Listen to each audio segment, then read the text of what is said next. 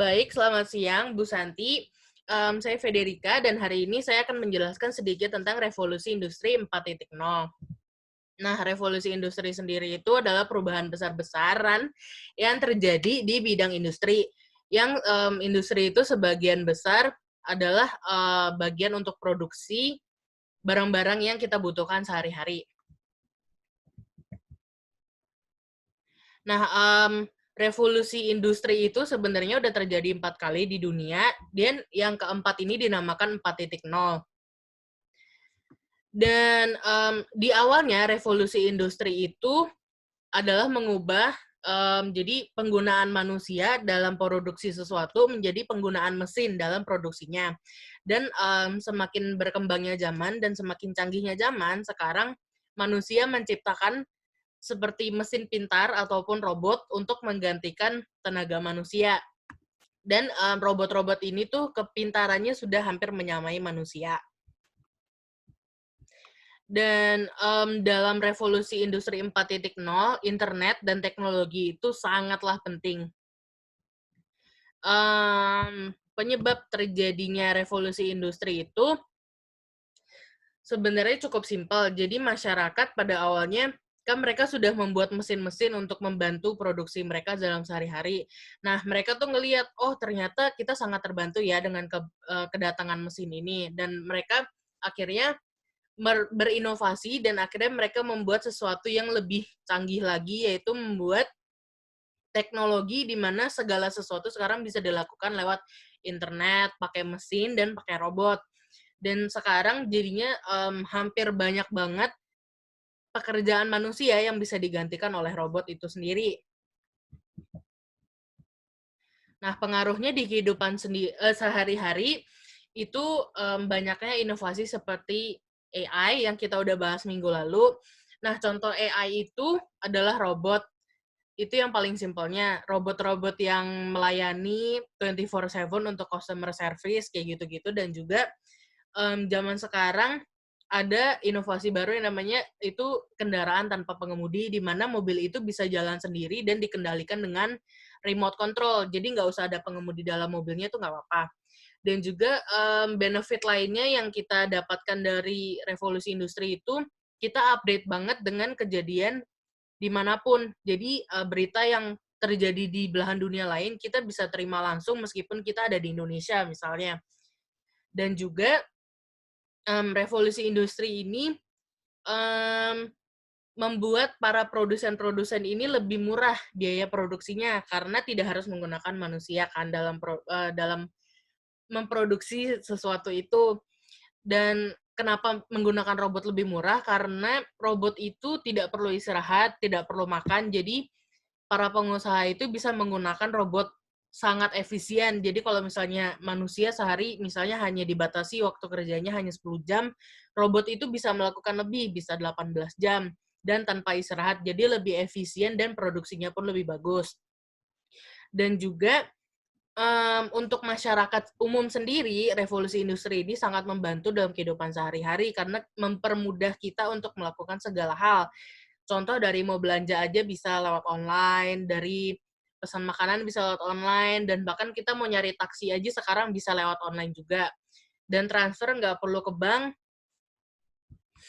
itu adalah salah satu benefit juga. Jadi kita tinggal menggunakan handphone, klik, klik, klik, klik, klik, dan apa yang kita mau udah bisa langsung selesai. Nah, contoh lainnya bisa ditemukan di Google Inc. Jadi Google ini banyak banget layanannya. Nah, contoh yang akan saya berikan sedikit hari ini, itu Google Search. Jadi di Google Search hari ini itu, mereka sangat canggih. Jadi, kalau zaman dulu kan kita ngetik, mungkin keluarnya masih bisa yang lain. Tapi kalau Google zaman sekarang itu kita ngetik apa, biasanya mereka akan lebih mengutamakan keyword yang kita cari, mereka carikan yang paling cocok dengan keyword yang kita cari. Dan juga kita zaman sekarang bisa nyari lewat Google via voice. Jadi Google akan merecognize apa sih yang mau kita cari gitu. Dan juga ada Google Assistant yang namanya Oke Google, di mana di sini Google ini bisa kita minta tolong apa aja. Jadi bisa kita minta tolong mau main game, kita bisa minta tolong mau tolong puterin musik dong, atau tolong navigasiin saya dong, saya mau ke sini, gitu juga bisa. Dan juga ini berkesinambungan sama yang selanjutnya, yaitu Google Maps. Zaman sekarang manusia tuh nggak perlu mikir kalau mau pergi kemana-mana tuh bisa langsung, ya udah buka Google Maps, klik tempat tujuannya, nanti tinggal Google aja yang arahin. Jadi kita udah gampang banget zaman sekarang. Nah, untuk pengaruhnya sendiri kepada pariwisata, banyak banget. Jadi hal paling simple yang kita dapat benefitnya dari revolusi industri ini tuh, kita bisa nyari informasi tentang tempat-tempat bagus dan mau makan apa, di mana, yang meskipun sebenarnya kita juga kayak, ih itu tempat apa? Nah, kita tuh bisa cari banget informasi di sana sebanyak-banyaknya, dan juga bahkan ada reviewnya, jadi kita bisa tahu, ini yang difoto tuh beneran atau enggak sih, kayak gitu. Dan juga zaman sekarang mau pesen tiket pesawat atau pesan hotel udah gampang banget bisa via online. Nah, keuntungannya bagi negara sendiri itu adalah meningkatkan devisa negara. Di mana negara-negara kayak Maldives, kalau pernah dengar, Maldives itu mereka bener-bener rely pendapatan mereka itu dari pariwisata doang, dan mereka bisa hidup karena pariwisata doang. Jadi sebenarnya kalau gimana ya, simpelnya Maldives itu bisa menarik orang-orang via sosmed doang, dan itu biayanya sebenarnya nggak gede. Mereka tinggal posting foto tempat bagus di negara mereka, abis itu orang seluruh dunia kan bisa lihat. Nah, orang kayak bakal, oh bagus ya Maldives, jadi tertarik. Nah, itu cara marketing yang cukup murah terbilangnya, tapi efektif. Dan juga yang terakhir, pengaruh di pariwisata itu adalah penggunaan robot dalam layanannya. Jadi, kalau udah zaman sekarang saking canggihnya, di Jepang itu, ada hotel yang kita bisa check-in sendiri, semuanya udah lewat mesin, udah lewat robot. Jadi yang layanan kita di front office pun bakal robot. Mereka bisa ngomong, mereka bisa berinteraksi juga sama kita.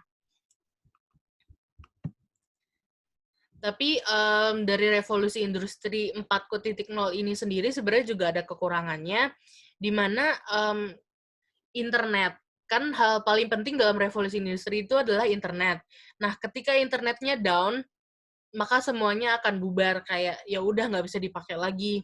Dan juga berkurangnya apa ya, manusia tuh jadi nggak seberharga itu juga lagi. Jadi banyak banget tenaga-tenaga manusia udah diganti sama mesin, dan akhirnya banyak banget pengangguran juga.